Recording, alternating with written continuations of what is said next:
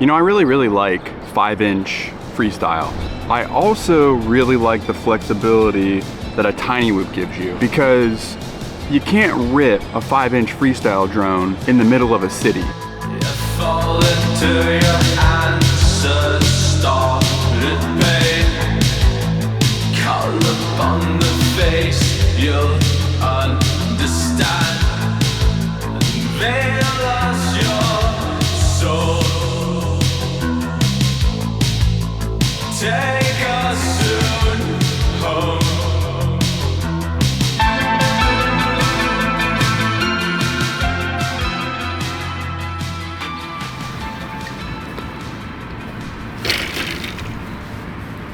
So this is one of my favorite spots for tiny whoops because it's just got all these cool little structures, and there's barely anyone ever here. I mean, people walk through. It is Ohio State University. My apologies. It's the Ohio State University, which the has been trademarked. But either way, this place is sick.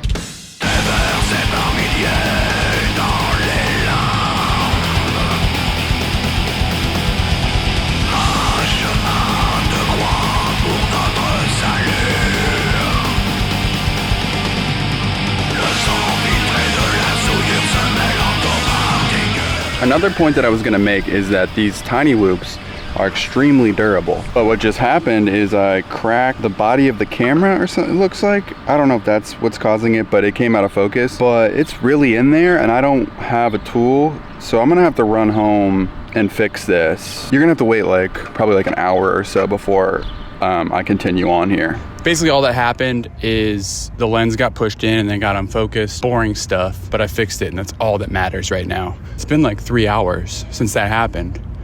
Thanks for waiting. So I just want to do a little bit of a shameful promotion here. The first thing I want to talk about is Patreon. I have a Patreon, and if you like what I do and you want to, give me money every month, you can do that, or you can't. It doesn't matter. So I kind of want to talk about the benefits of tiny whoops, or just little micro drones in general. With a tiny whoop, you can just post up on the side of a road and then just fly the thing and no one's probably gonna care, hopefully.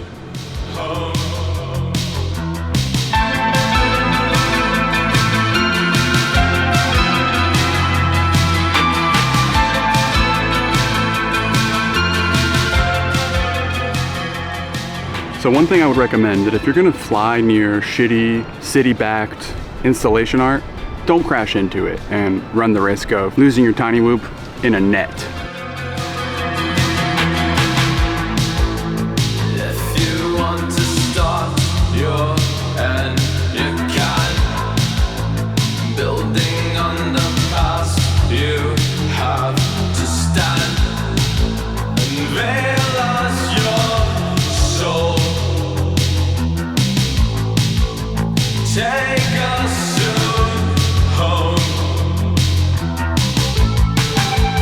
When we are apart, hold your stand. Everything has gone. I've had this goal of hitting that art sign for like the longest time, and I've accomplished that goal today. So FPV bucket list goal, check. I don't know if I have any more, but that was definitely one of them. So another cool thing about flying tiny whoops is that you don't need to bring a lot of stuff. You don't need all those heavy batteries, so you can be really light and nimble. If you have a bike or a motorcycle, or you're just walking around with your tiny whoop, or you're in New York City like FPV vegan and you just take the train everywhere, you don't need a lot of stuff. Hold on.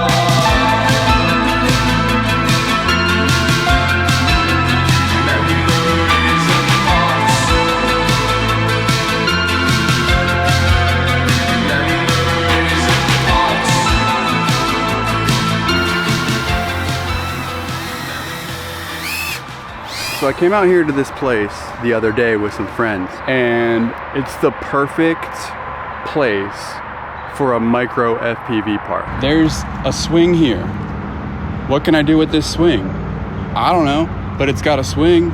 It could do power loops in it and stuff with a tiny whoop. So I may come out here sometime and add stuff here and build some things, but it's very, very hot right now. So I'm gonna have to wait for it to cool down. I think it was like 90 degrees. What I'm curious about is who created this place. At first I thought it was like a homeless camp, but it's not. There's so many cool obstacles here. And there's like a basketball hoop. Nice little dive gap, you know? Tiny drone goes right through there like, psh, psh, like nothing but net. Like, but there is no net. There's a table. There's a tree house up there, so you could post up there and long range or something. You can climb up this. Some of this wood is questionable. If I fall, yeah, we're not going up any further. There's not enough.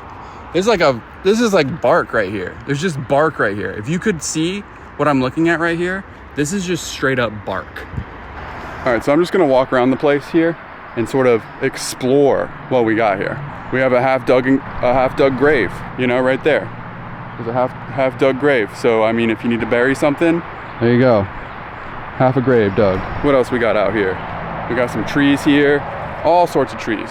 All the trees you could even imagine. This FPV park has more obstacles per capita per park than any other FPV park in the world. And on one more thing though that we need to mention, as I pointed out, the swing. So if you like flying, while you're flying on the swing, that's something you can do. One other thing I want to shamefully promote are shirts at deathquads.com. So if you want a shirt, get a shirt. Anyway, I got to get back to the task at hand here. This is a perfect example of why tiny whoops are awesome, or just micros are awesome, because you can find these like really cool little open areas in the woods, build obstacles or find obstacles. There's a lot of obstacles around here already.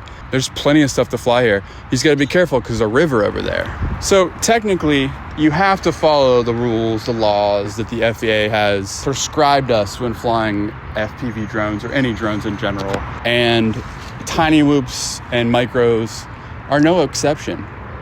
But I don't think that anybody's gonna give a shit at the Federal Aviation Administration if you're flying your tiny whoop, because it's a toy. So if you don't want to worry about the FAA, just go inside a Target or something, or just go inside a mall or inside somewhere and just fly it around.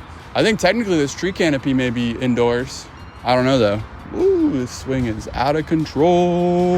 And the FAA doesn't own the oxygen you breathe inside. They only own the oxygen that you breathe outside. Now I can't get down.